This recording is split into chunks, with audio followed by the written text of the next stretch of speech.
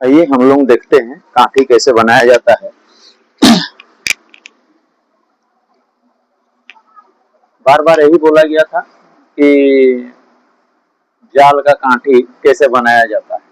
हम लोग जो नेट बनाते हैं, नेट बनाते समय नीचे का भाग में काठी कैसे बनता है, मिट्टी का काठी। लोहा का काठी तो बहुत बना है, मिट्टी का काठी कैसे बनता है आइए देखते हैं। सबसे पहले सबसे पहले ये मिट्टी, ठीक है, इसको थोड़ा मात्रा में, जैसा नेट है मान लीजिए एक लगा, एक लगा का अलग काठी बनता है, उसका साइज अलग है। दो लगा उसका साइज अलग है। तीन लगा उसका साइज अलग है। चार लगा उसका साइज अलग है। पांच लगा यानी पांच लगा उसका साइज अलग है। हर एक प्रकार का नेट का काठी, मिट्टी काठी मैं बना के दिखाऊंगा। ये ताना जाल का काठी जो मोटा यानी दो लगा का ताना जाल, ठीक है, उसका थोड़ा सा और इतना ढेला कांच यानी कि गोटी जैसा। और उसके बाद देखिए ये थोड़ा ये लिए हैं। उसके बाद थोड़ा तेल लिया जाता है। तेल लेने के बाद इसको थोड़ा रगड़ा जाता है, यानी कि मुलायम किया जाता है हाथ को थोड़ा सा, नहीं तो फिर निकलता नहीं है। और इतना मिट्टी को यहाँ पर हम लोग लेते हैं, ठीक है, लेते हैं। उसके बाद इसको रगड़ते हैं, रगड़ते हैं यानी दो तीन बार इसको रगड़ते हैं, ठीक है। देखिए ये बन गया, ये काठी बन गया। इसको फिर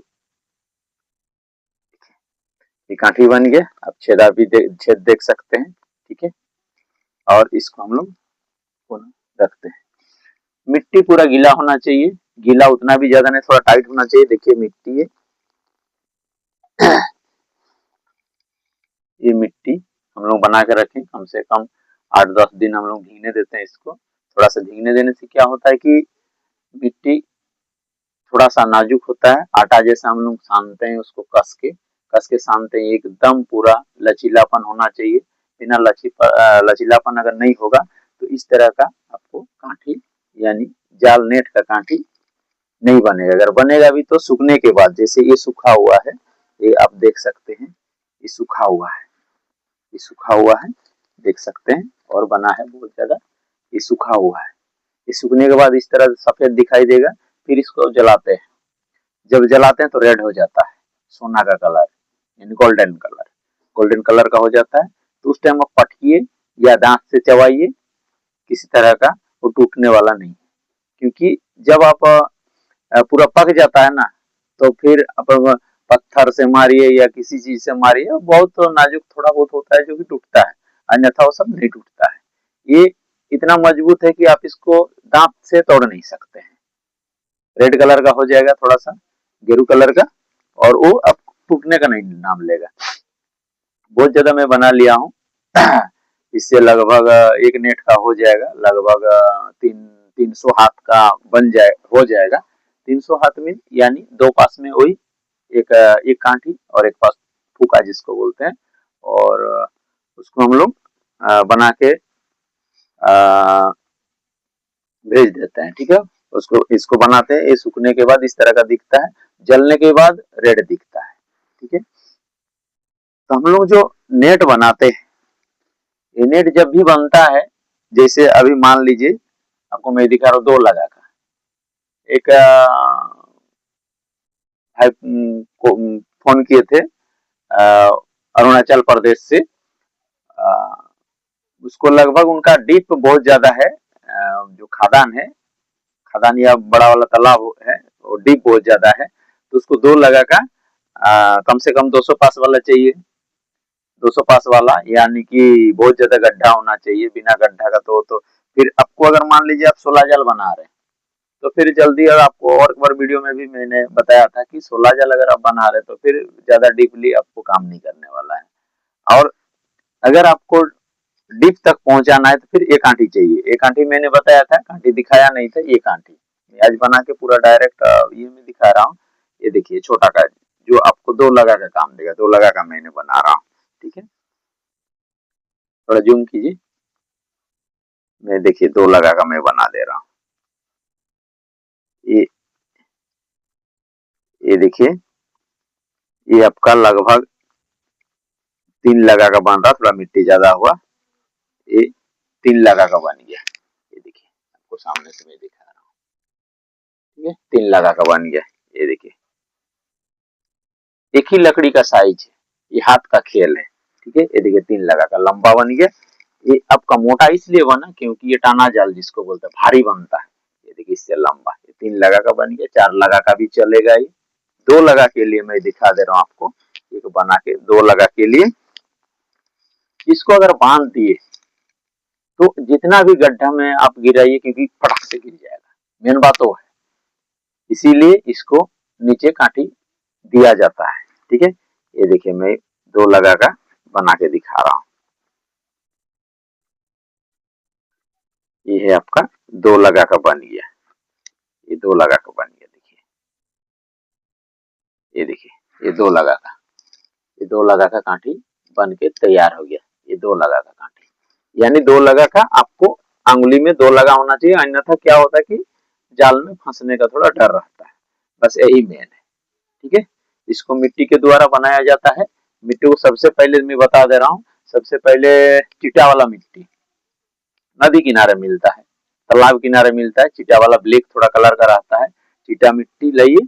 चिटा मिट्टी लाने के बाद कम से कम उसको हल्का छूना नहीं है, थोड़ा साइड उसको पत्थर से थोड़ा गुंडा कर दीजिए। उसके बाद एक प्लास्टिक या कुछ बोरा में रखिए। बोरा में रखने के बाद उसको थोड़ा पानी छिमका छिमका के, यानी कि जैसे हम लोग चुना भिंगाते हैं वैसे करके भिंगा के आप उसको भिंगा दीजिए और लगभग 3 दिन 4 दिन तक रहने दीजिए। देखिए अगर सूख रहा तो उसको फिर से भिंगाइए। भिंगाने के बाद उसको बोरा में फिर से रात को ढक के रख दीजिए। फिर सुबह को देखिए अगर थोड़ा बहुत सूख रहा तो उसको और थोड़ा पानी हल्का हल्का दीजिए, फिर रख दीजिए कम से कम 6-7 दिन। अगर उसको और अगर सॉलिड बनाना है तो आपको एक बार गूंथने के बाद, आटा जैसा गूंथने के बाद आपको क्या करना होगा, आपको जमीन में गड्ढा जहां पर पानी डालते हैं गड्ढा में उसको डाल के उसको लेपन करके रख देना होगा। उससे क्या होगा, वो सड़ता है मिट्टी को।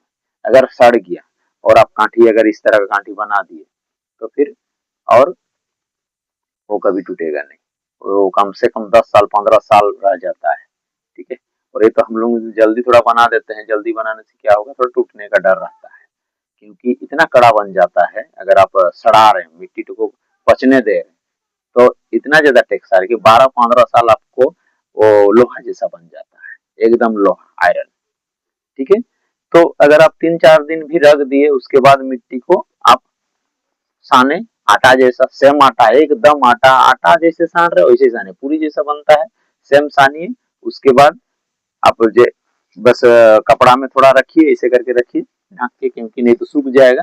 और उसके बाद इस तरह का आप बना सकते हैं। एक काठी लीजिए थोड़ा सा कप में या गिना जिसको बोलते हैं उसमें थोड़ा तेल लीजिए, ऑयल, ठीक है।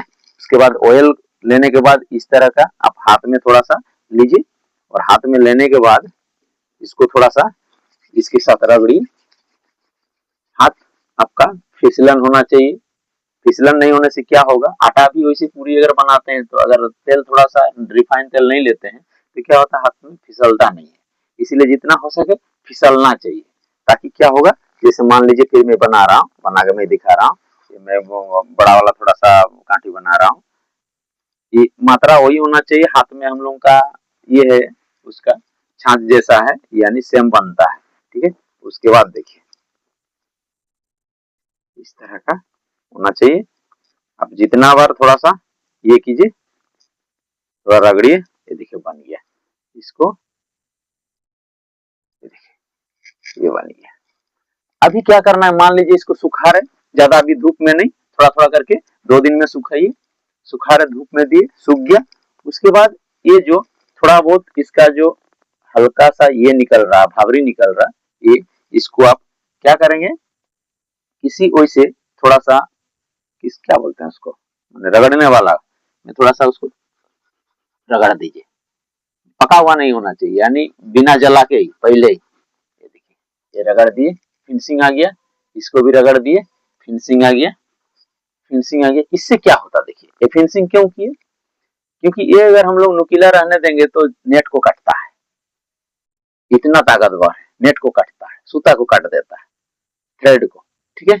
इसीलिए इसको हम लोग थोड़ा सा घिस देते हैं। घिसने के बाद देखिए कितना सॉलिड बन गया, ये सॉलिड बन गया, ठीक है। तो चलिए, आशा करता हूँ आपको ये वीडियो अच्छा लगा होगा। अगर आप नए हैं तो एक सब्सक्राइब, एक लाइक और एक कमेंट कीजिए। और अगर आप तो चलिए,